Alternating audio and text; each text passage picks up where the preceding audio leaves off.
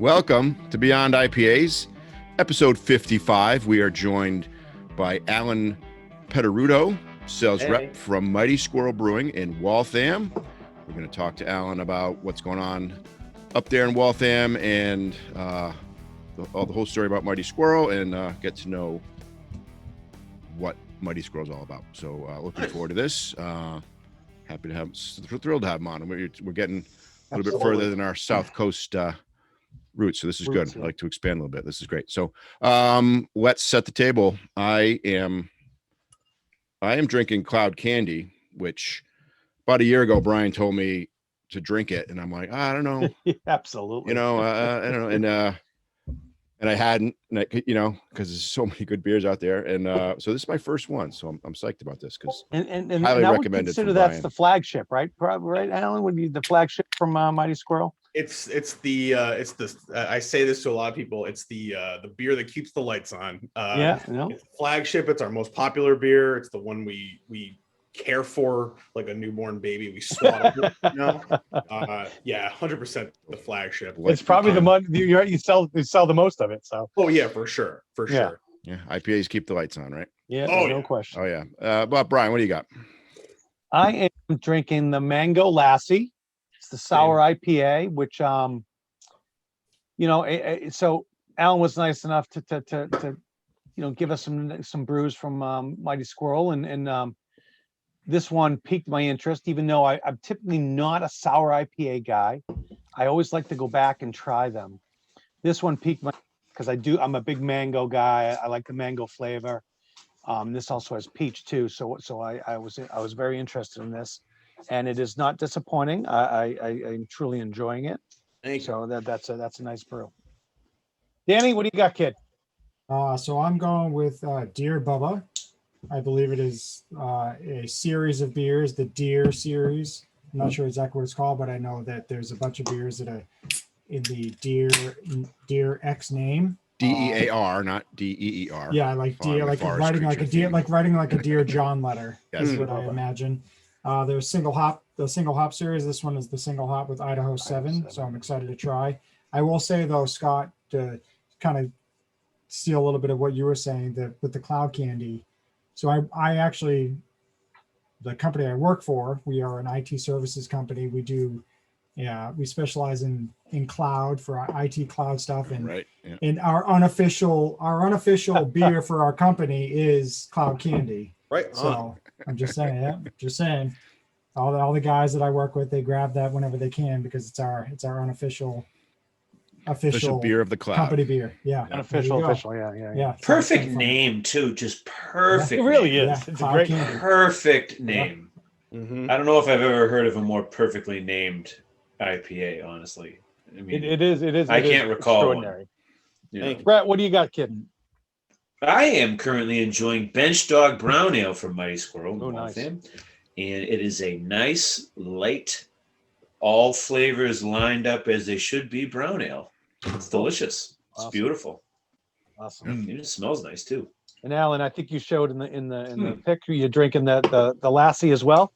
I am also drinking the Mango Lassie. I haven't drank a Mango Lassie in like a little while, so I was like, let me start off with that one. Yeah, no, it's solid. It's refreshing. like I said, it's definitely refreshing, and not something my eyes would go to in a store typically is a sour IPA, but this one is this one's hitting the spots, checking the boxes, as we like to say. So What's that glass you got? Don't even go down the glass road. Don't even go down the glass road with me. This is that's what she said. Love it. And on the back, it's Kevin giggling. I get way too many glasses, and we don't need to. The amount of beer glasses I have is like borderline absurd at this point. I definitely have a problem with beer purchasing and beer glass purchasing. So yeah, it's fun though. I mean, it's great. It's a good topic. I love it. Good podcast topic. Yeah. So Allan, what's your backstory? What's your superhero origin story? How did you get it to where you were at to be right now on Beyond IPAs? Highlight of your career. So we're not going to go over my years as a tow truck dispatcher, and we're not going to go over my years. Okay. Well, why not? That's why I bet not? there's some good There's probably stories some good there. Wait a minute, Alan. We're not letting you off that easy, babe. Let's give us a vignette of life as a tow truck dispatcher. Or one story. One story. Okay, so I worked for the big tow truck company located in Providence with the 3 letters, AAA. We had some stories that I would equate that job to being kind of like in the wild west of sorts, because people would get horribly irritated, horribly mad. Everyone was so mad. The tow truck drivers I would deal with were insanely shady, for lack of a better term. In Providence? What are you talking about? I wouldn't believe it. They would pull some stuff, and it was like one of those jobs where, like, it was kind of like my first full-time job, like that I got paid like $15 an hour, $16 an hour, but like the stress and the amount of work you had to do, that should have been like a $20-$25 an hour. It was tough. And hey, it was like one of those things that like kind of helped me can I get my bearings and like be a quick on my feet like problem solver, being able to like pivot and do things like on the fly. And that was a lot of that in that company for sure. So sorry to try and gloss over that, you know. No. We to Brett's point, we can probably go on for a full hour with that one. Oh man, fascinating. Yeah, that is good stuff. I don't even know if I was drinking beer back then. I think I might have like started to dabble in it. But like I wasn't like, all right, I like beer a lot. That didn't happen until like 2014, 2015, when I really started to like put the miles on my car, go up to like Vermont, go to like Hill Farmstead and stuff like that, and like really do like beer trading online and whatever.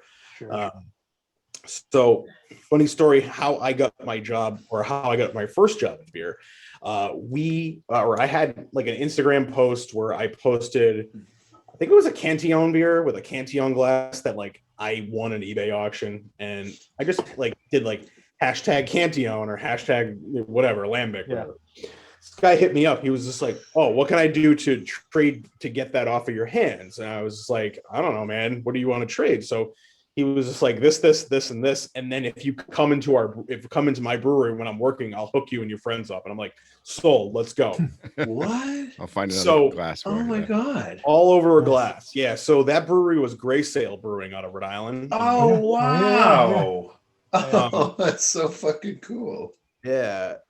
And I got there, we did our little trade ski. I got my beers, had some fun with our friends. And at the end of it, randomly, as I was walking out, and I gave him like a tip, and I'm like, dude, you guys ever like hire over here? And he was just like, actually, it's funny you say that because I'm moving to Alaska in 3 months. So we are going to be looking for someone. He was just like, brush up on your stuff, like get to know some like deeper beer knowledge, put your application in, and I'll get you like a working interview. So 3 months later, had the working interview. Oh, wow. Owner took me aside, and she's like, John told me, John was the guy I traded the glass with. She was like, oh, he told you did a really good job. She's like, 2 rules: don't steal, don't be rude. You got the job. And I'm like, all right, sounds good to me. Pretty simple. Nice. So that's how I got my start in beer, doing it as like a part-time bartender at Gray Sail. Oh, that's cool. Nice. Great company, That's great awesome. beer over there. Where are they? Yeah. Is it Newport, or is that? Am I thinking of? It's westerly, right on the Connecticut. Oh, way down there by Connecticut. Yeah. So I drove like an hour and 10 minutes, hour and 15 minutes, like almost every Saturday, Sunday to work there. But I wanted to. It was fun. And then I hadn't done that, I wouldn't be talking to you guys for sure. Yeah, I was gonna say, get your foot in the door, right? Do anything. Maybe you'd be towing my car. Yeah. Graduate onto that. So wow, that's good stuff. That's cool. Yeah, that's a great story. So where'd you go from there?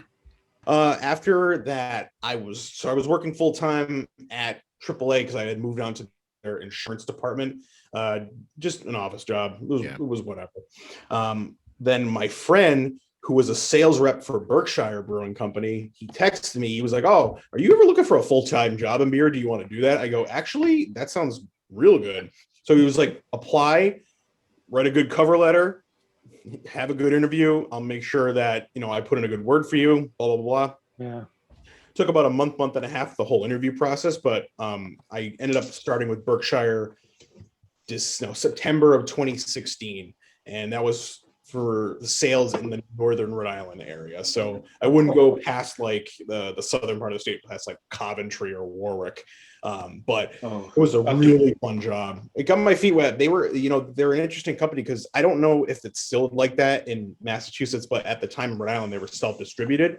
So I had to sell the beer, sell them on new products, enter the orders, collect the checks, everything. Wow. So it was truly like a catch-all type of job. It was a beer rep and a salesperson at the same time. And you're selling one product, so it's tough. You have to hustle. You have to go into as many places as possible. You have to sample new places. But if I hadn't had that job, I definitely wouldn't have this job. But it's like night and day compared to what I do now versus what I do then. Because it almost seemed like there was so much more to do then. Yeah. It was so much harder. Mm-hmm. And now it's a lot of like, all right, you got this like really cool product, you got this really hot brewery, get it in as many places as possible because you have a distributor behind you and they really help out a lot. And that's a big thing for me because it almost takes a lot of it takes like half of that responsibility out of my hands. Because the Berkshire selling, punching in the orders, collecting the checks, that was almost like the toughest part of the job. Oh, collecting the checks. Good God. Oh man, that's a tough job. That's a tough job. Do you have any funny stories to relay about collecting checks? I had someone ban Berkshire from a bar because they didn't want to pay me. And I was getting leaned on by the owner of Berkshire Brewing. He was like, you need to collect this check. You need to go in there and get the money. And I was like, all right, I'll try. I'll do my best. Yeah. I'm trespassing at that point. Grab like 5 friends and say, hey guys, come with me. I was going to say, Yeah. But what's funny in Rhode Island, there's no law like in Massachusetts because if you don't pay your distributor, you can get posted. In Rhode Island, there's no obligation to pay any distributor. Can you explain what being posted is for our listeners in case they don't know? Basically, if you don't pay your distributor, they can after I think it's 30 days in Massachusetts, I believe. You can get quote unquote posted to a board basically that eliminates you from getting sold any more beer. And I think you'd have to go on COD, cash on delivery. Like if they want to deliver you beer, you have to pay them right away with cash. So you don't want to be on that list. Yeah, you don't get terms anymore. Yeah, it's just like wow, it's real. It's an effective deterrent. It really is. It works. Oh yeah. And in Connecticut, it's like 14 days, so it's even more strict. Wow. But Rhode Island doesn't have any of that, huh? Rhode Island doesn't have any of that. I don't know if they changed it since then. I haven't worked in Rhode Island in a bit, but back then it was like they always say Rhode Island's the Wild West. It truly was. Yeah, those people that grow up in Rhode Island, it's because it's God's country, Allan. So and with their flagship university, University of Rhode Island, Harvard of the East. It is. Wait, what? Is it Harvard of the East? That was called. Harvard's further east than URI. Whatever. Not good with geography. Anyways, let's get back to Allan. So Berkshire. You're at Berkshire, and then where'd you go from there? So I went where the money was, and I left beer for 6 months. Naughty. I had a good opportunity for this like packaging company in Pawtucket. The guy, he was a good salesperson, and he sold me in the interview. He was like, "Oh, you're gonna do a great job," blah blah blah blah. And he was like, "I know you have a lot of drive and determination." And I was like, "Yeah, I do." And then I got to the job and I just hated it. It was like literally me sitting behind a desk calling people, trying to get them to buy boxes. It was oh my god! It was a paper company, so literally like Dunder Mifflin. Yeah. So you were Dwight Schrute. Okay. Yeah, and I always say that in like job interviews or like anything like that. People ask me about beer. They always they're like, "Oh, you have this like part of your career where you're not doing beer." I go, "Yeah, I regret it 100%. If I could take it all back, I would."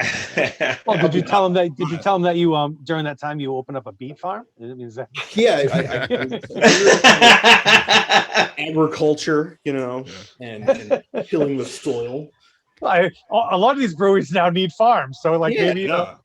Hey, some of the best breweries are farms too. Oh, absolutely. It's true. Yeah, the Tilted Barn is Tilted faves. Yeah, Fox Farm. Well, that's why Trillium went out and bought a farm.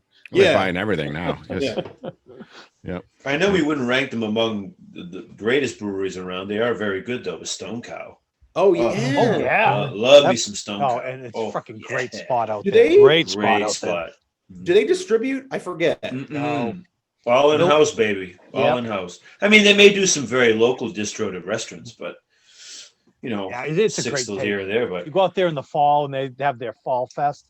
Mhm. It's a fun time out there. All right. After your paper company. After my paper company, so it's funny. I never left beer. I just kind of put it in the back burner during the paper company. Do we ever leave beer? No, we never leave beer. So the entire time I was working at the paper company, I was also bartending at this brewery called Shades On Brewing Company. Yep. I love for my money, their Buffalo Check Pilsner is one of the best pilsners I've ever had. And I know I'm biased here because I tended bar there, but I love that beer. I really, What's funny is Allan, and don't mean to drop it. One of our Facebook, we have a Facebook page, and certainly you should join it. Friend of mine, Reed August, he loves that brewery, and actually that Czech Pilsner he thinks is one of the best he's ever had. It's amazing. It's absolutely amazing. I always thought Shades On was cool too because they named it like the Japanese term for wearing sunglasses. Yeah. Shades On. I see what you did. I'm sorry. I couldn't do that. I'm sorry. I couldn't resist, baby. Says the guy with shades on. It's pretty ballsy to name your brewery, use a Japanese word. Yeah, I've heard some good stuff about that brewery. I'm teasing. Get down there. They send some stuff out. I've seen it around, but they're so small. Like I think each their can runs is like 35, 40 cases or something like that. Wow. It's small. But I had always been like bartending there part-time on the weekends. Great extra money. Sure. Fun. I got free beer, free food all the time. That helps. Anyway, I was always doing that, but in March of, I think it was 2018, basically they were like, we're going to go hard this summer. We're going to have a good push. We need someone to like kind of lead the tap room. So I led the tap room from March-ish till about August or September. I was there a lot. I was never really, I guess, like a tap room manager, so to speak, but I was like the person who was there the most, who had been there the longest, because I had started on their very first day, their very first shift. So I did that for about 6 months.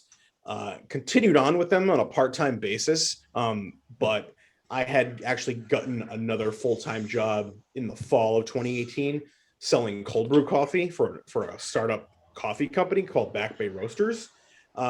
They modeled their sales kind of like beer, so it was an easy like plug-in. I knew what I had to do, but it was a lot different. It was like, I had to appear at like trade shows, work with food distributors, things like that.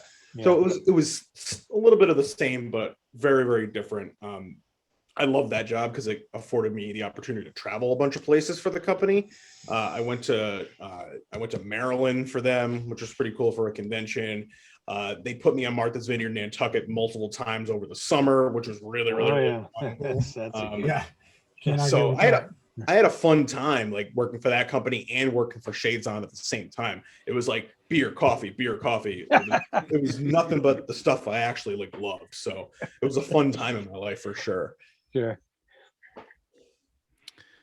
And then, so then Mighty Squirrel. I mean, it sounds like you've been everywhere. You've been hustling. You've been doing multiple jobs, like learning different tasks at every stop, which is, that's great, right? I mean, that's probably led you to where you're at right now, right? Like you're learning all the different aspects of the operation, which is awesome. Yeah. So did you go from there to Mighty Squirrel, or So the little thing called COVID happened. I think I've heard of this. Yeah, it's like the flu or something. Yeah, basically, it's like the flu.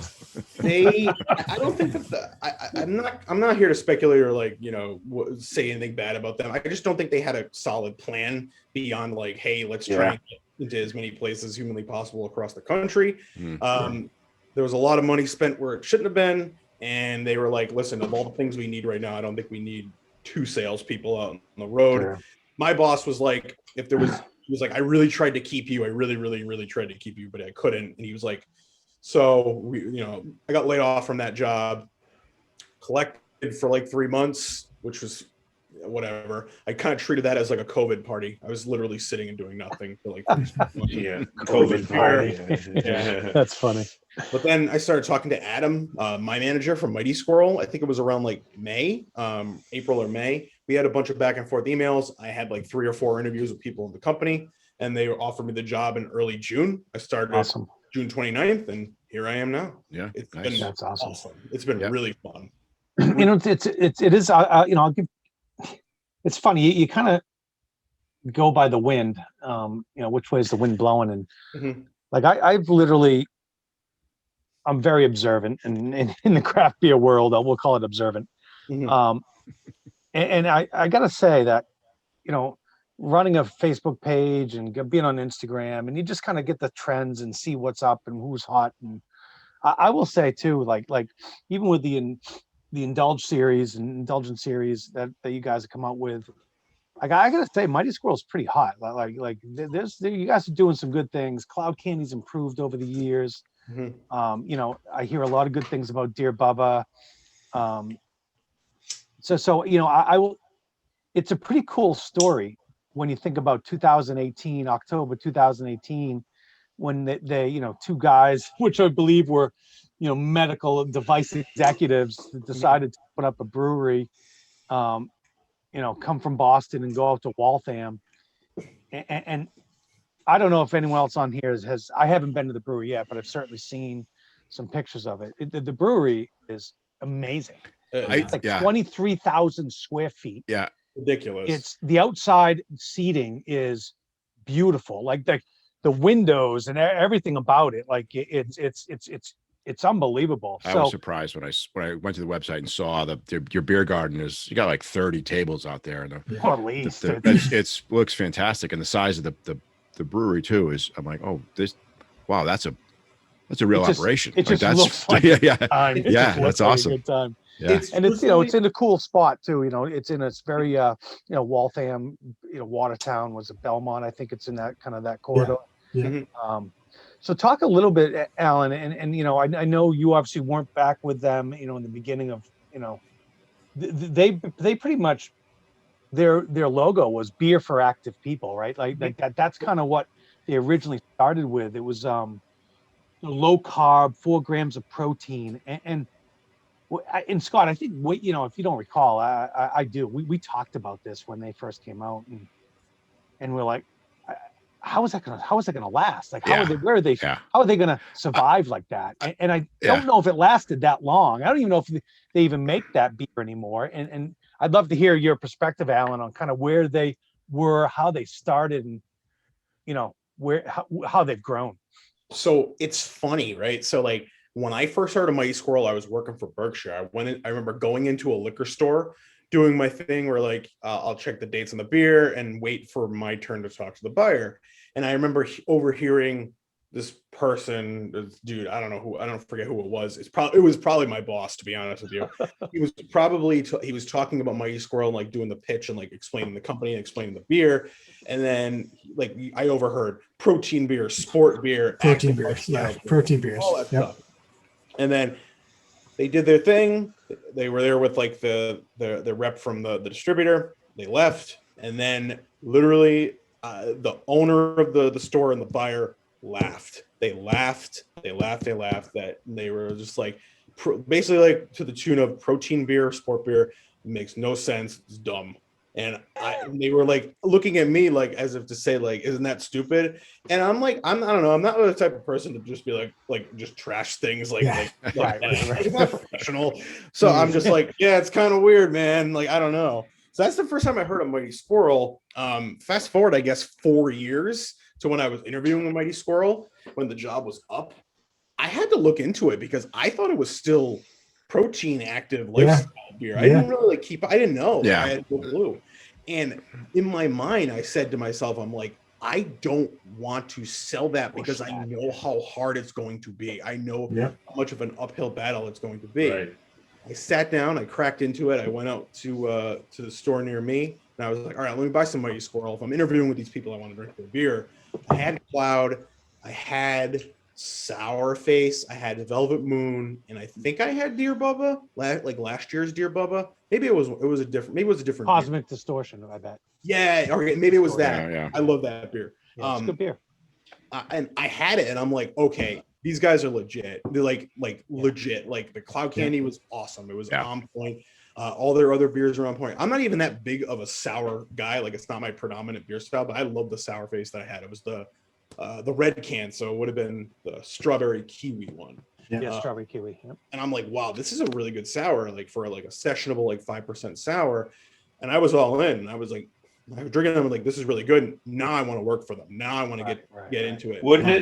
Wouldn't it be hysterical if the whole act of your getting hired is just a long revenge ploy for that long ago moment when you didn't stick up for him and then he remembered you? He's gonna build you up and then just fire you. Like, hey, remember me? Like 4 years. Thanks for sticking up for me, asshole. Yeah, there's a security footage.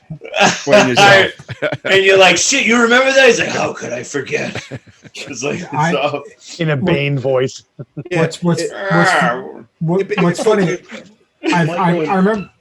I remember seeing Cloud Candy and seeing it be Mighty Squirrel and saying, I'm like, I know they make protein beers. I'm like, is this going to be something different? And it was totally different. It was amazing to see like they had that genesis from that, because I had heard that when they started, it was protein based athletic beer, which was beer for after your workout. Which is funny because like now, like we have beers now that are coming out that are being kind of praised, that are beers that have electrolytes in them. Electrolytes, right? Like Electrolytes. Maybe they were ahead of their game. They went the protein route. Maybe if they went the electrolyte route, maybe they'd be okay. Well, to your point, and you were about to say it, Alan, athletic, which is kind of a non-alcoholic base, right? Yeah, it's interesting. So you see, it's funny how they've changed. So, Alan, do they still make that? No, they don't. But right? I don't hold it. Like, so we're always trying new things. I wouldn't be surprised if one day that for like a tap room they'd be like, all right, we're bringing it back just to try it. You know, because I think like because of how well the brand's doing right now, I think that you could be like, all right, we're gonna try this stuff too, because why not? Yeah, absolutely. I mean, what that's what I when I started off the question, I said that like I think they got enough cachet that their name carries a punch with it. You know, I just think, you know, like I remember Brad Mitchell posted something, you know, I think it was Brad that, you know, he had a Dear Bubba and he was like, wow, this is great. Like it just feels like to me more and more when someone has a Mighty Squirrel in their hand or in their cup that it's getting good reviews. It's just coming in strong. It is legit. It's definitely made its way onto the map in Massachusetts, no question. And like my perspective on it, it's like a tale of two companies, right? It was the sports beer, the protein beer, low calorie, like low alcohol beer, and now it's more of a traditional brewery. And the fact that they kind of like almost like bounce back and change things like in a complete 180 is insane to me, because I've never heard of a story like that. Never. Exactly. Never heard of it. One. To for your opening concept to run out of steam very early, and then for you to survive that. And then not only for to survive, but to become to design a beer that is among the best selling in Massachusetts. I mean, Cloud Candy is monstrous. It really is. It's and Brett, you say it all the time. monstrous. If you talk about like those flagship IPAs, and we talk about all the time, how hard it is for a lot of brewers to sell their flagships abroad, as it were. Four Seam, and you talk about Fly Away, Shovel, Four Seam with Idle Hands. Cloud Candy's there. Like it certainly is that. Like, you know, we talk about, you know, Airwaves with Stellwax. It's just there. Go to the Blue Comet, right? You're just every time you see it, like, okay, bang. All right, no, there's no risk there. I'm going to enjoy this. Yeah, it's going to be gone. It's quick. A story there. So is it still the same owners, Alan? Still the same owners. So I'm amazed too when I you know read up on them, and I believe it's Henry and Naveen, and you know, medical device executives. And I think the spot that they are in Waltham, I think they signed like a 15-year lease or something. It's ridiculous. Something like crazy. Like they were all in, like on this, like, and I'm like, whoa, what? Like, you know, what an iffy, what a thin ice to travel on, and bam, obviously these two guys are smarter than most, and here we are. Those guys are so smart. Like they can talk and tell you numbers and like do like all sorts of like, all right, if we do this and this is what's going to happen, and then we can predict that this will happen. And I'm like, yeah, what's amazing. I don't know. I go around and I talk to people about like hops. So like I don't exist. I don't operate on that plane. But if you say it, I believe you because they talk so confidently. And I really, really like it. Are they involved in the brew process, or do they leave it to the head brewer to kind of do his thing? All right, so Naveen more so than Henry is involved with the brewing process. Yeah. Henry is a lot of the background stuff. He's like the unsung hero. But Naveen will be in the brew meetings making those decisions like, hey, we should focus on like, I don't know, bumping up our mango lassi production. We should focus on trying out this variant of this beer. Yeah. He has a lot of input. He's also very, I guess for lack of a better term, he loves intense flavors. So when you have like something like when you taste like a mango lassi, there's like a shit ton of mango. You get that peach. It's intense. He has like a kind of a messed up, like from what I understand, he has like a messed up sense of smell. So when he smells and tastes things, he wants things to be intense so he can smell them. So even like over the top. I busted my nose in high school, and I swear I can't smell like most people, you know. Yeah. So I get you do have a nose like a boxer. I just noticed that. Yeah, like, thanks. Yeah. Or a Roman, you know. Very Roman, you know. A woman. the Mango Lassie's a good beer. I mean, they get a couple, you know, Euconaut and Mosaic, and then they pound it with the mango and peach and a little bit of lactose. It's solid. They have milk sugar, I think it is they use or whatever.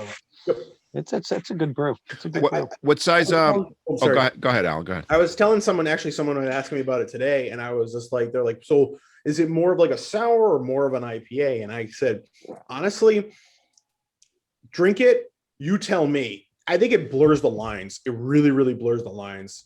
You know, it's funny as you were saying that, I knew exactly where you were going, and I would 100% agree because I am a sour guy. Mm-hmm. Berliner Weisses, I love the ghost style and smoothie sours. I'm not a you know, this almost wouldn't work for me if it was more on the IPA side. Yeah, I do think this is more on the sour side. Mm-hmm.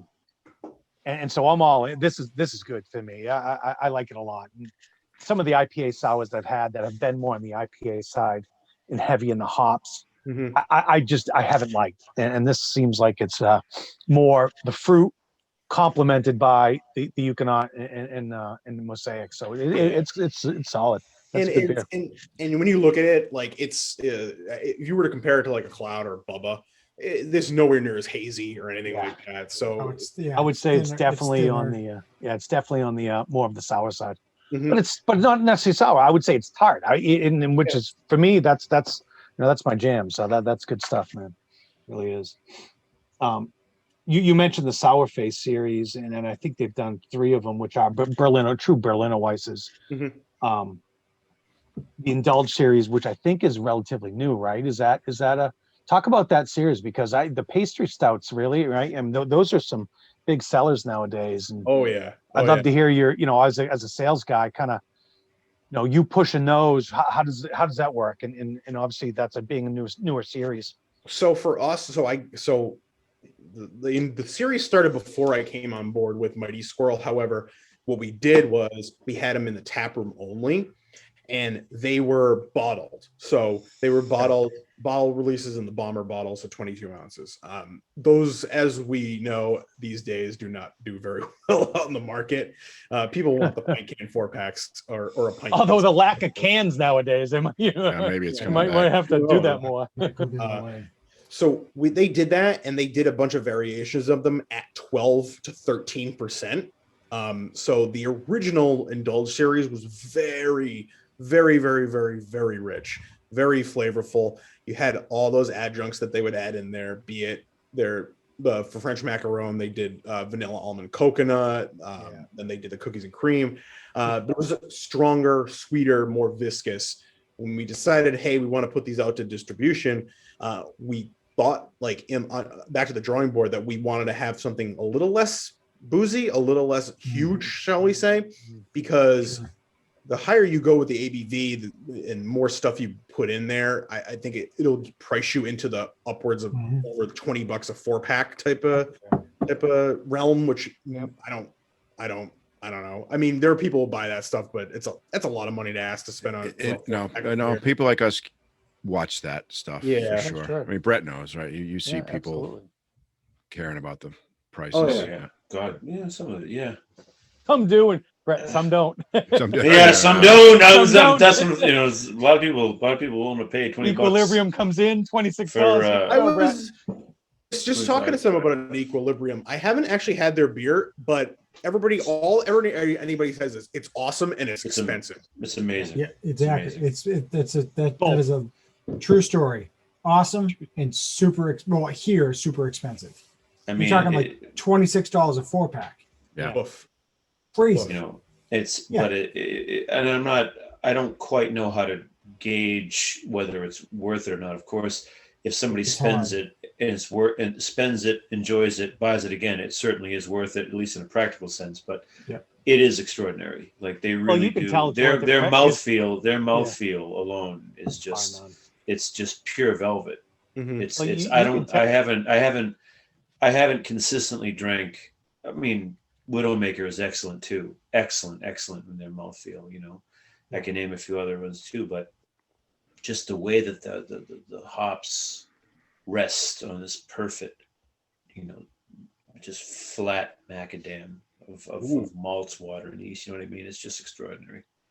Yeah, well, you can tell, Brett, because it's worth it. It's expensive. It's worth it because you get it and it sells out. So you know, but so it is. But I get it. I know what you're saying, Alan.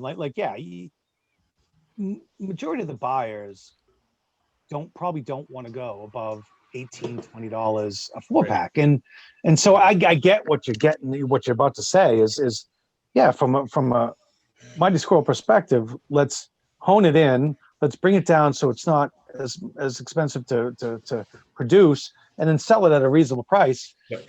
And it's worked because I know the French macaroon has gotten huge reviews on, and that's the most recent one, I believe, right? Most recent one. So we did 3. We did cookies and cream, we did peanut butter, and we did French macaroon. So the beer itself, I love it. I had one the other day, and I thought we almost all of our releases except the year-round stuff, it'll be like 3 batches of it. So a 60 barrel, 60 barrel, 60 barrel. So the most recent batch of French macaroon, I don't know what they did, if they changed something or if they added like a little bit more of the coconut flavoring. I'm a big coconut guy. I know not everybody is, but that coconut just like punched me in the face, and I loved it. I thought it was awesome. And I'm not even like a big pastry stout or dessert stout type of dude. So it's just what kind of beer do you dig the most? What type of beer? So I go first and foremost. If I was walking into a store, I would stop right at the German section. I love it. There you go. Love it. Yep. I think so. So I'm assuming you've had Schilling, right? Have you had some Schilling? Love Schilling. It's one of my final I shouldn't say final destination. But it's one of my final breweries I haven't gone to that I need to go to. You need to get there. Mm-hmm. Brett's been there. Twice. Yeah, I love them. I love them. They're among our top selling single breweries for sure, and which is extraordinary considering that they do all the other ones are sort of IPA and dessert beer heavy, and this one is German style pilsners or dark alt lagers, Czech like Dortmunders, Dortmunders, Bremener. It's like Jesus, love it. They go into those styles that I don't even know about. Like they did they do. So you feel the sense that you're being cared for by professionals. Mm-hmm. They do. It's not like you look it up and it's fugazi. Like, wait a minute, an Alpine Northern Italian lager. Wait a second. Oh shit, that style exists. Okay, never mind. You know what I mean? Like it's not just a ploy to sound smart. They really exist, and that's a great lesson. Schilling taught me in trying to sell Schilling and figure out how to sell it better. It taught me that beer is specific to a time and a place. Yep. Each beer style. It's not like they get imported here and everything gets a little bit pell-mell and willy-nilly because we don't have those strict demarcation, like how do I put it? We don't have like AOCs and DOCs for beer in America. Like, in other words, you cannot call a certain beer a certain name in Germany if it doesn't meet these standards. We can just call it that over here, and the only repercussion is a market-driven one. I mean, if customers get wise to your bullshit, they stop buying your beer. That's the only repercussion. It's certainly not a legal one. Mm-hmm. But Schilling taught me that, for instance, the lagered beer style penetrated northern Italy via its domination by Austria, right? So and Italians tweaked it. It's an imported style. You know what I mean? They tweaked it in Aosta, that really like that Swiss Alps province in Italy, way up there, and they preferred it just a little bitter. Okay. And so it's, in other words, it's like, yes, I've had pilsners before, blah, blah, blah. That's what you said. Customers tell you this. I've had a pilsner. Yeah. It's like, well, Budweiser's a pilsner. And it's like, well, check here. And you tell them a small story, a little bit of story about that, right? What I just said to you. And you see their eyes light up. They're like fucking interested. Like, oh, yeah, no shit. Yeah. Okay, I'll try it. And they love it. Yeah. Because they'll love it if they claim to like pilsners. But it's like beer is specific to a time and a place, and Schilling taught me that. They're extraordinary. Yep, they really are. I agree.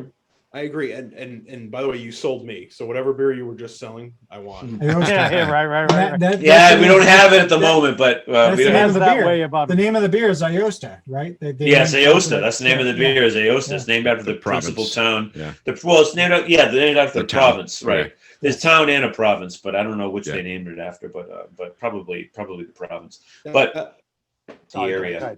Please. It's an interesting style. The Italian Pilsner, because I've seen more people do that. We did one. Sure. Zero Gravity just did one I thought was pretty good. Oxbow, they do one that's pretty good. I'd love to see more people take that on and try that. Well, if the market ever swings that way, they will. I mean, a lot of these brewers are still paying off their initial note or paying off the note that they accrued by cashing in on their early success to update their brew system or update their space and there's that. So a lot of these breweries are not out of the initial phases of development, so they have to devote what little tank space they have to what will move quickly. 100%. So it's not as if they can't brew these amazing styles. Eventually they will, we hope. I was talking to a brewery recently. It makes extraordinary beers. I don't want to say who it is because I want to have them to keep their business. They would love to make lagers, but they still have to pay those early bills, those expansion bills, so they have to brew styles that don't take as long to make. 100%. And move quicker. If you go to our tap room, you're going to see a wide. Oh, I'm sorry, I didn't mean to cut you off. No, go ahead, Alan. I was going to say, if you come to the tap room, you're going to see a wide variety of styles that don't even get sent out to distribution. Yeah. Stuff that gets sent out to distribution is I'm not going to say short seller. Those are the ones we're confident will move. Those are the ones we're confident will gain even sell. That makes sense. You go to our tap room. We've done Italian Pilsners. We've done brown ales like the one I gave to you guys. We've done black lagers, Pilsners. We're doing a Munich lager this week. It's or Munich Helles, I should say. I'm sorry. It's all sorts of stuff, but we keep those small, keep those to 10 barrels as opposed to the big 60 barrel batches that we send. So we do them. And I think I want to say like a lot of the times it's like these test batches that are small batches. We'll see what the response is. And then if the response is good, we can factor that into plans 6, 7, 8 months, a year down the line. Hey, the Italian Pilsner did really well. We got a good response. We got this rating on Untapped. People on the internet like it. Can we consider putting out to distro? And then it'll go to like a vote, and they'll make that decision. So you bring up these. You've talked about like 60 barrels, 10 barrels. You guys, do you have a production barrel system that's 60 or higher, and then like a test that's 10? Yep. Or how are you guys doing that? Are you just doing? How are you splitting up the brew systems? They got two. They got the big brew house for the 60 barrel system, which they also do 30 barrel batches for that. On that system you can double up or half, and then 10 barrel system for tap room beers. But I know they've done even smaller batches than 10 barrel on the tap room. You could 10 barrel system. You could split it in half or whatever. Yeah. Will if we really want to test something out and don't want to put it out, like don't want to sell it, we'll do like 3 barrels, 4 barrels, 5 barrels of it. That makes sense. I know that they did a non-alcoholic version of Cloud Candy that was like literally like we I think it was 15 cases it produced or something like that. I tasted it. It tasted like a non-alcoholic Cloud Candy. It tasted like Cloud Candy without the body, basically. Interesting. So we definitely have room to experiment. The 2 brew houses are pretty versatile, which is cool. That's awesome. Yeah. You realize non-alc Cloud Candy would murder on the market. I hope it would murder. If he could pull it off. Yeah. I think that's tricky. That's the thing. That's the tricky thing. Like, can we pull it off? If we were like, yeah, let's go with that shit. Like, can we pull it off at 60 barrels? I don't know. We'll have to see. We'd have to see that. It's like when you're taking that beer from the 10 to the 60, you're like, all right, all hands on deck. Let's do this. Let's make sure everything is all ducks in a row, so everything comes out good. Because otherwise, you're not dumping 10 and 60, and that's not that sucks. Whoops. Yeah. Whoops on 10 is different than whoops on 60. Yeah. Right, Dan. Yeah. Hey, so Allan, what's the plan with the tap room, with the outdoor seating? Obviously, as the state changes guidelines, and then they've changed just recently, right? And we're getting into some, today was 70 degrees, right? We're getting into some warmer days. People are looking forward to getting out into the spring, into the summer. What's Mighty's plan? I mean, because when I saw the pictures of the location and stuff, I'm like, I first thought I got to get with Scott, Dan, and Brett. We got to get up there. That place looks like a amazing. Cool spot to hang out and just be out there and enjoy it all, take it all in. What's the plan? I know you guys have curbside now. I think you guys are open for reservations, right? Indoors, yeah. What's the plan going forward? Can you talk about that a little bit? So I just got the email today. We are opening our beer garden. We're just determining. I guess it's just determining when that's going to happen. Sure. So they're hoping for next week or the week after, but fingers crossed. Hopefully, very shortly. But we are going to be reopening our outdoor beer garden. So I believe the entirety of that is about 30 to 35 tables outside, but we're going to keep the patios. So we have 2 outdoor patios, but we're also going to keep the inside too, because we have our inside open right now. And that'll be table service. So you'll have to order from your phone and people will bring you over your drinks. You can't go up to the bar yet. I think like give it within the next year, things might hopefully be back to normal in a tap where you can go up to a bar, grab a drink and just chill in the corner somewhere, but that's the immediate plan. So I would say probably beer garden approved in the next 2 weeks. Cool. Fingers crossed. Yeah. Because I could. That's awesome. Yeah, I could. Umbrella or whatever, just enjoying it. We'll have to make a road trip and bring the podcast to you guys. That's a good point. Yeah, sit out there on a nice Saturday afternoon and bring the equipment. Yep. Yeah. Oh, yeah. I'd love to do that. And we also if you go to our brewery, we have food because you do have to order food with every alcohol. I think it's just I think it's just the first round, but we have food that we prepare on site, but we also have food trucks trucks are there. Yeah. And what's amazing too is you guys are open 7 days a week, which you don't really see that. Most breweries are taking, Monday, Tuesday off or whatever it may be. And I that's one of the first things I noticed is you guys are just crushing it every day. It's like good for you guys. That's cool. Especially during this pandemic, you've seen some breweries close up, and you guys have persevered, and made better beer. So thank you. We find that we've been finding that people have been slowly trickling to the offices that are nearby our building. So they'll go to Mighty Squirrel for a pint at lunch, or they'll go to Mighty Squirrel for some drinks after work. and we've been noticing like the after work crowd or the lunch crowd has been getting a little bit bigger in the last people are going back to the office. Starting to get out. People are starting to get out. And that's why the reason why we're open every day to catch that type of business.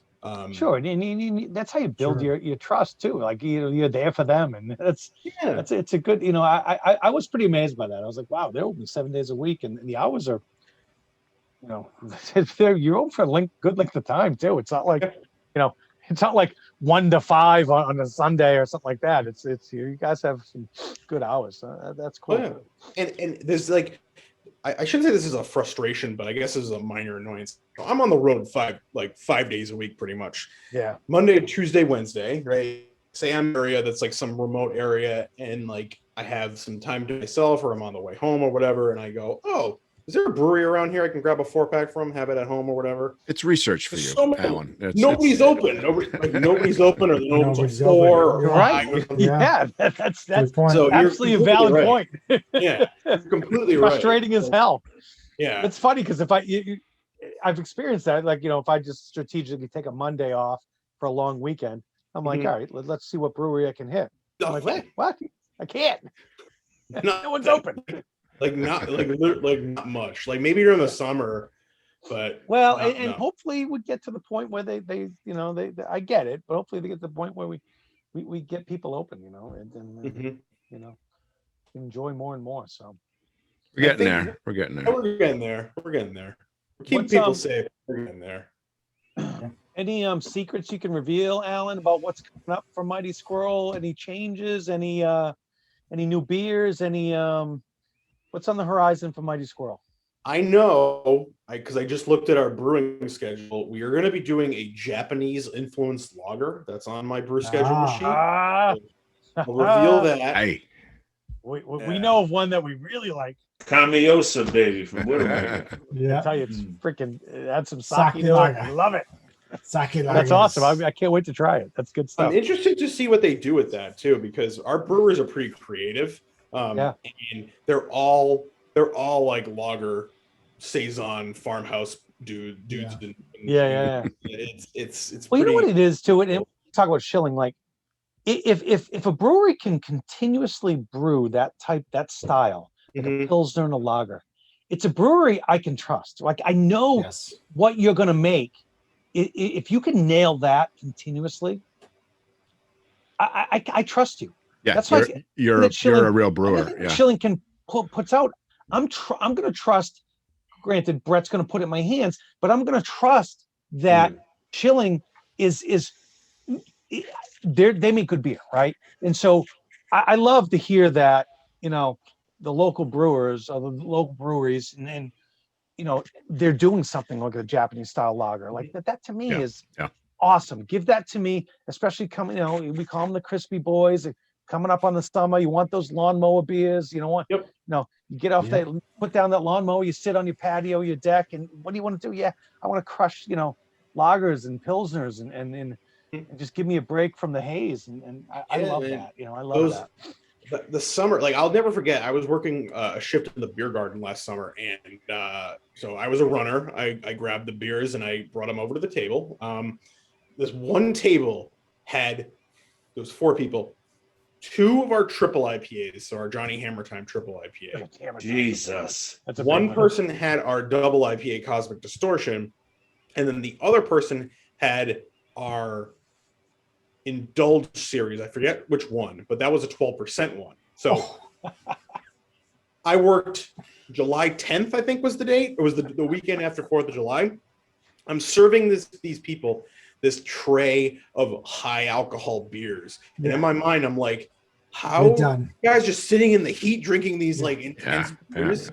I need like a Pilsner or something like that. Yeah. Right? Yep. Well, that's where you need that's where you need those electrolyte beers.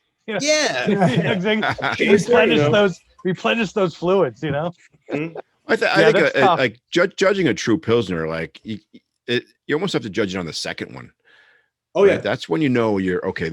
I can drink this, all day, and it's not like an IPA where or imperial stout where you just the first sip. That's why they do so well on Tapped, right? Like oh my God, that first sip is amazing, but you don't really want to finish it, because it's like, oh, too much. But like lager's the same way. Like, so yeah, good for you. Yeah, that's good. I love to hear that. Yeah, you could ride Cloud Candy till all day long, right? But you're doing things like this that. Well, they're brewers. They're real brewers. Yeah, they're real brewers, and that's what we love about it. We want to like. It's almost as like. Okay, so we were the sport beer company, the protein beer company. In a lot of ways, we've done so well by pivoting and going to a more traditional brewery model. Yeah. But in so many ways, we are still proving ourselves because there are people who I still go see in like bars, liquor stores, whatever it is. I'll go in and try and sample and talk to them of Mighty Squirrel, and they'll still be like, "Yeah, you guys did the protein beer, right?" Yeah. And I'm like, "Yeah." They're like, "Yeah." People flat out tell me to my face, I can't get past that, so I won't carry you. And I'm like, all right, man. They're missing out. Somewhere else. Like, take a sip. Take a sip, dummy. They're missing out. That's ignorant because, and for whoever's hearing this, I mean, I don't know. Every time I put Mighty Squirrel to glass to mouth, it's doing something for me. So I'll give you guys credit. Thank you. Cheers to that. For sure. Yeah, absolutely. Cheers. So Allan, what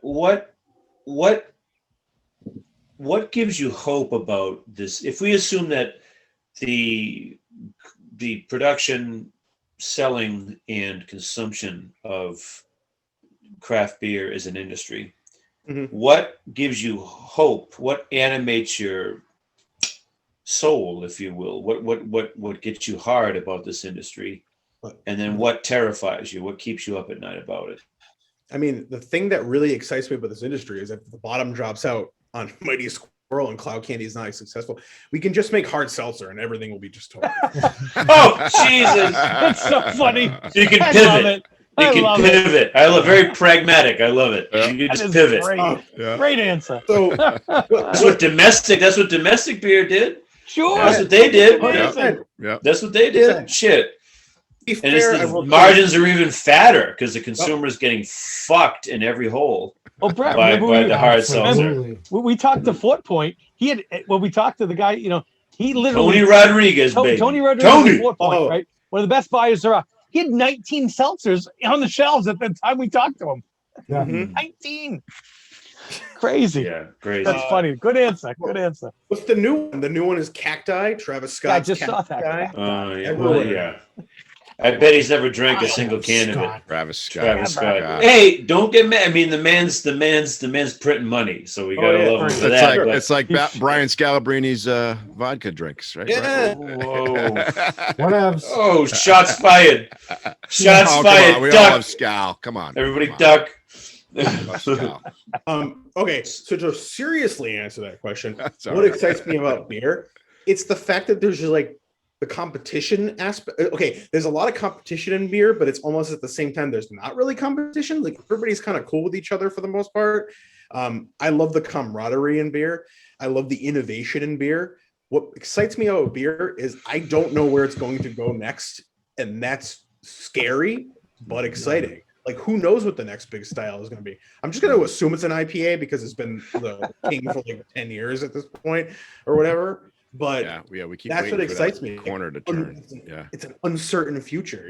Who knows what's going to be the big thing next? Oh my God! I think it's funny. We've talked about it. We've talked about it on here quite a bit. We keep on.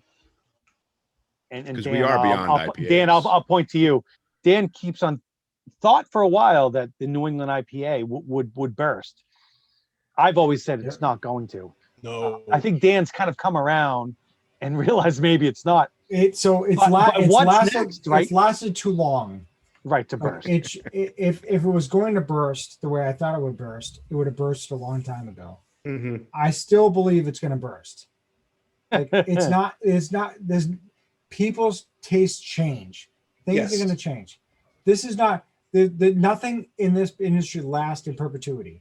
It never does. No, never. Except for a German Pils.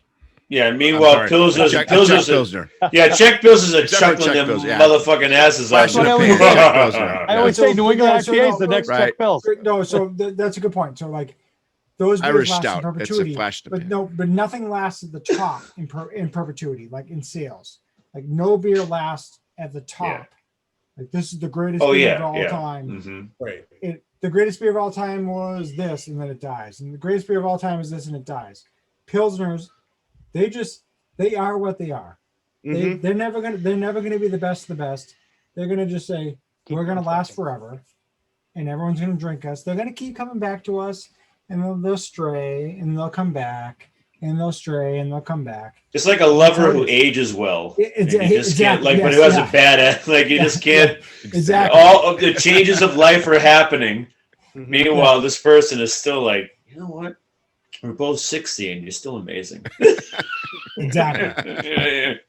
That kind of thing. It sells, so it's all right. It sells. But like, I don't. What is next? What is next? What do you think the trend is next? Like, what is the next like? Well, you know what?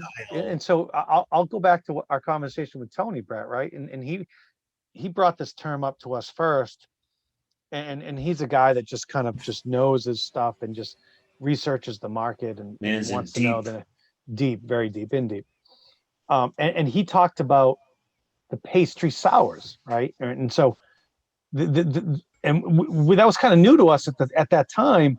Yet, we went into Widowmaker and we sat down with them at their brewery. We did a podcast, and all of a sudden they bring us the Odyssey, that was the 2021 to the table. And I'm like, shit, this is what Tony just talked about. And now Widowmaker's already on it.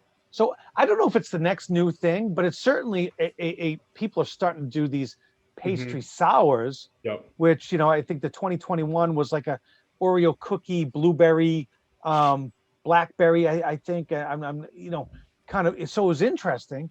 And it worked, and it just flat out worked. Right? It was remarkable, but I see that as a phase, right? Like it's not a Pilsner. That's not like my desert island beer where I'm gonna pick that for the rest of my life. The one beer for the rest of my life. But that's what we're talking about, Scott. It's all phases. Like New England IPA is a phase. What's the next phase? It's a long phase. You have to be able to understand what the phases are. Mm-hmm. New England IPA, pastry stout. What's after that? I know. Who knows? But the two challenges when you have something that's like going to be a phase or a hype style or whatever that is, the two challenges you got to make it shelf stable, cooler stable. Number one, and then you have to figure out a way to be like, all right, I have this brewery that's cranking out pastry sours, pastry stouts, but my brew house is 10 barrels, 15 barrels, whatever it is. Are you going to make that a beer that can be scaled up to 60 or something like that? Can you even do that? Right. Because these beers that I see all around with like a million things in them, I think those like kind of translate better to smaller systems almost. Oh, absolutely. Because, and then the costs would be astronomical too. Like if you were to scale that up to 60, like that's why those beers cost $22 a 4-pack, $24 a 4-pack, right? Mm-hmm. That's not them price gouging. That's like, this beer costs a shit ton of money to make. Yeah, the ingredients cost a lot of money. Yeah. Yeah. Oh yeah. Yeah. We've been talking about that the past month or so. Like the costs involved. Like we don't think about that. The business end of this. Oh yeah. Right, Allan. You get it, right? You're talking to these guys and saying, well, people love that, but God, it costs a lot. One of the things about Mighty Squirrel that I think is remarkable is that we get our prices pretty reasonable in terms of comparatively speaking to a lot of the things that are on the shelf right now. Like some places like Cloud Candy, you can get Cloud Candy as low as $10.99 in some places, which is absurdly low to me, but I've seen it. Where? Winning. Like, that's absurd to me, but I've seen it. And if you were to compare it to a lot of other New England IPAs, that's like that would be automatically like $4 less than a lot of them that would be on the shelf. $10.99. Yeah, I've seen that. That's barely above cost. That's insane. Barely above cost. And it's funny. I won't name the account, but I had a pricing discrepancy the other day. I walked in.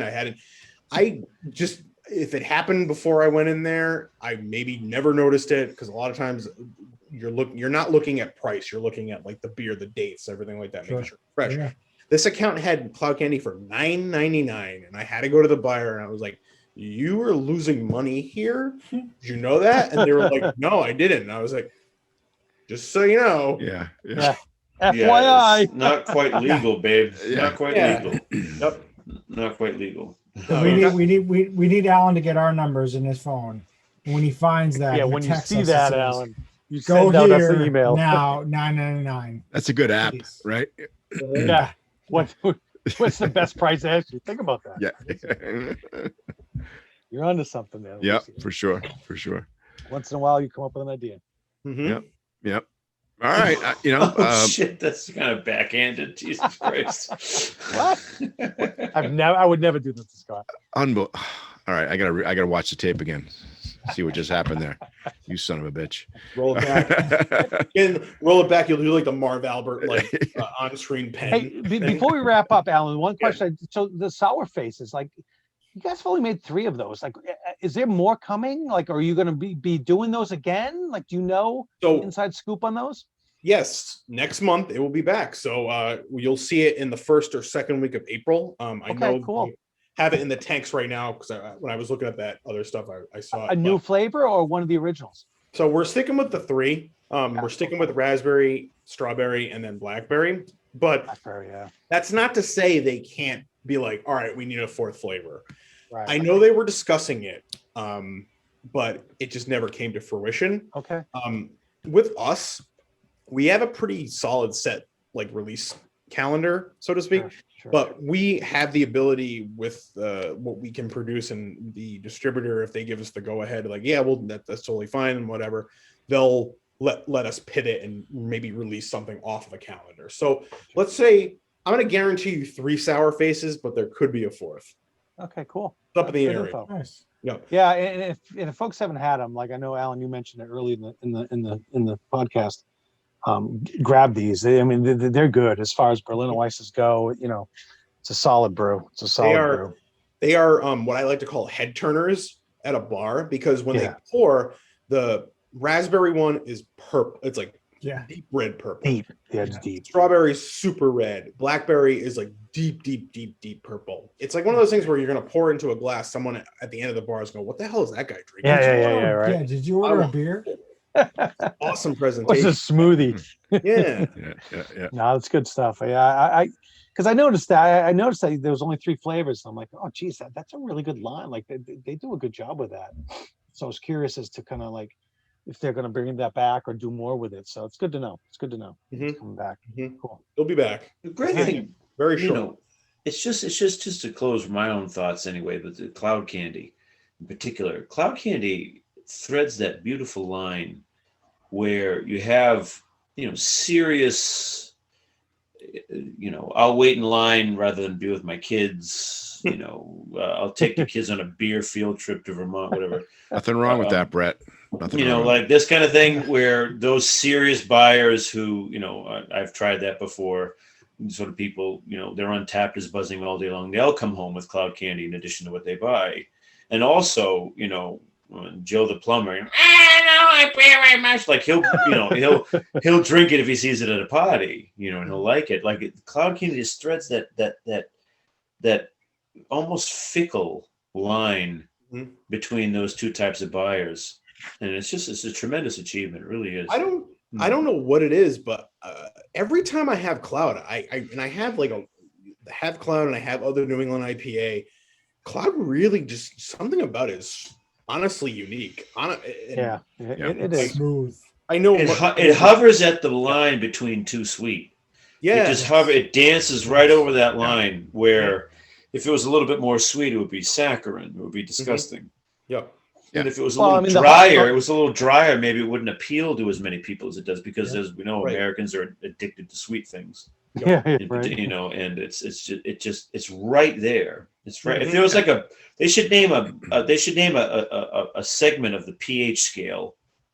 Cloud candy. This is cloud candy. Like this is the cloud candy level. This is where you're crossing. The hop combo is legit too. So you're taking Mosaic, etc., and Danny, Amarillo, right? That's your bang, right? Classic. It's a really good hop combo. It bursts with flavor. It is. I'll always grab it. So it's funny, during the pandemic, my oldest son, who recently turned 21, was home from school, and he sees me drinking the IPAs all the time. And I introduced him. Well, he might see me drinking it.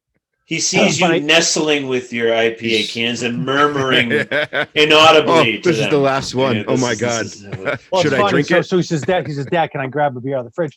I said, I'll go down with you. I got a system. Don't touch the fridge. Don't touch the fridge. Don't touch the fucking fridge. But the funny thing is I pointed and I said, listen, you just turned 21. Go get some cloud candy. Get laid. So I pointed him to it, and he came back and he was like, he brought me some too, of course, and a nice guy that he is. Good boy. And he always wants more. He always wants more. So it was just like an introductory beer to it. And I probably, I might have given him a couple lower level ones before then, but that one was his first banger that he was like, oh wow, this is good, Dad. This is really good flavor. Nice. Yeah. So it just really is a good beer, and it's a stable beer. I had a cloud candy the other day because I found like an old 4-pack on the bottom of someone's cooler. I was like, all right, let me switch it for you because I don't want old stuff over there. So it was from November. I had a November cloud candy and it tasted awesome. Still held. Right? It still held well. So that beer is a powerhouse in many ways. It just holds up. Yeah, no, it's good. Well, yeah. So if you haven't had cloud candy, that's assignment number 1, listeners. Go find some cloud candy. Even move on to the Dear Bubba, like the Idaho 7. Yeah. Idaho 7, you don't typically see a lot of single hop Idaho 7s out there. It's worth the trip. That's a series, right? Like it's a single hop series. Yeah. I should tell you, the next one coming out in about 2 or 3 weeks is all Galaxy. Oh, jeez. Oh, Brian. Oh, God. I'm all in. Mm-hmm. So praise the Galaxy. Dan and Brian are losing their minds right now. Praise the Galaxy. God damn it. God damn it. What's the name of it? More beer to buy. Alan, do you know? So, is it Dear Galaxy Dan? one? Is it Dear Dan? If it's Dear Dan, I'll buy it. I think it should be Dear Brian. Is Dear Rich. So Rich is our graphic designer. Nice. He obviously designed the best label for himself for his own beer. I love the label. It's like an old computer with like video game font and stuff. It's pretty cool. We did a test batch in the tap room. I think it's awesome. I can only imagine that they're gonna nail it when they scale it up to the 60. I really do. Yeah. Hey, I'm glad you slipped that in because that's good news. That's good news really for the Galaxy lovers out there. It was damn good. I'm glad it's gonna be the next out to the whole state. Yeah. I love this, the whole concept, right? This whole Deer series, because when you're trying to educate yourself about hops and the Deer Bubba is Idaho, right? So I can kind of figure out what Idaho is. Brian knows hops, but I'm not there yet. I can't identify them by taste where I can drink this. Oh, okay, that's Idaho. Oh, there's very few beers that are single hopped. Right? Yeah. So I appreciate that. Search out those beers that are gonna give you that experience. It allows you to hone in on kind of what you might like, right? Yeah. Like the Idaho 7. Idaho 7's like citrus. It's even I'd say apricot. It's kind of like that. Oh yeah. That, and even like almost like a little tea flavor. I don't know. Idaho 7's unique. It's definitely unique. But Alan, the degree to which Brian's, just to fill you in on your interview was here, the degree to which he is hop stricken. Yep. Is that he has a room in his house with just hops, and he rolls around them like Peter Griffin on a pile of puppies. He just gradually becomes undressed, just rolling around, going. He's just rolling around puffing them. I always say if I could bathe in Galaxy, I would. I would just do it. And then it gets even more sordid when he goes into his office and chops them up like Tony Montana. Just huffs them, snorting them. He starts speaking fucking Cuban Spanish. Gold mines, when he's playing around the coins and stuff like that. When he gets a bad batch, he starts swearing at them in Cuban Spanish. You fucking maricon! It gets really intense. He just wants you to know what you're dealing with. It does get heated. I often yell at my hops. Maybe that's where IPA is going. Maybe that's where IPA has to go. Maybe we just start making beers with new hops in large amounts. I don't know. No, you just make them inhalable. Just sell hop dust. All right. Dust. Forget the whole liquid concept. This Let's is just go another right great to idea. Let's start snorting hops. Another Start great snorting idea hops. from IPAs and beyond. Hop dust, just snort Hop it. dust. Just dust. Just sell hop dust and say this would have been cloud candy if you fiends could wait long enough. And then that's what it's called. You make a mass of that at the store. Hey, do you have that? This would have been cloud candy if I could have waited long enough. Do you have that? You sell it in a vial. In a gram? Can I get a gram? You got like hop dispensaries. That's the next. Yeah, right. You put the dispensaries up. You just sell the vials of cloud candy hop mix. Just That's snort it. With a spoon and a lighter, And then of course somebody will get in trouble because somebody will try to do it all anally and then they'll pass out. All right. And then they'll start suing. No, it gets in the bloodstream quicker. All right, listen, we can't do that. We can't do it. We have a line. This is where we go sometimes. This is Beyond IPA After Dark. This is Yeah.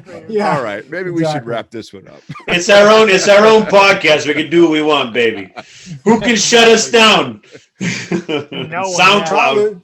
Scott Lucier. Maybe. Scott Lucier. Yeah. Hey, Allan. So join our Facebook group too. Okay. IPAs and Beyond. Look us up. Okay. Just join it up, and you'll see some people posting. Definitely posting on some Mighty Squirrel, and you'll see a good banter. It's a fun time. Yeah. Obviously, follow us on Instagram. That's how I tracked you down. Thank you. Thank you. No, because we recognize the people that like us and comment and follow us and stuff like that. So I'm like, let's chat with Mighty Squirrel. You guys have been doing great things, and thank you. If we can get 3 to 4 other people to buy your beer, I think we're doing a good job. So thank you. Appreciate that. Yeah, no, keep on doing. We appreciate what you guys do. We appreciate the beers tonight. Certainly. Thank you. Nice gesture by you, Allan. Thank you. The Deer Bubber's legit. Idaho 7. Try it. Get a hold of some. Yeah. Crack it open. All right. Anything else, Allan? You want to mention, or we're good to sign off here? I think that should do it, guys. Thank you for having me on. It's the first podcast I've ever been on. Yay! Woo! I thought you were a veteran. You seem awfully natural. I'm the type of person who just doesn't shut up. You chat here too. Yeah, but then you're on with Brian, so it kind of balances. It puts it in perspective. All right. There's always someone else that's worse. All right, let's sign off. All right, so, hey, celebrate Mighty Moments. Mighty Squirrel. Go get some. Go get some Mighty Squirrel, and go get some. And thank you, Allan, for joining us. Cheers, guys. Peace. Thank you. Cheers. Thank you.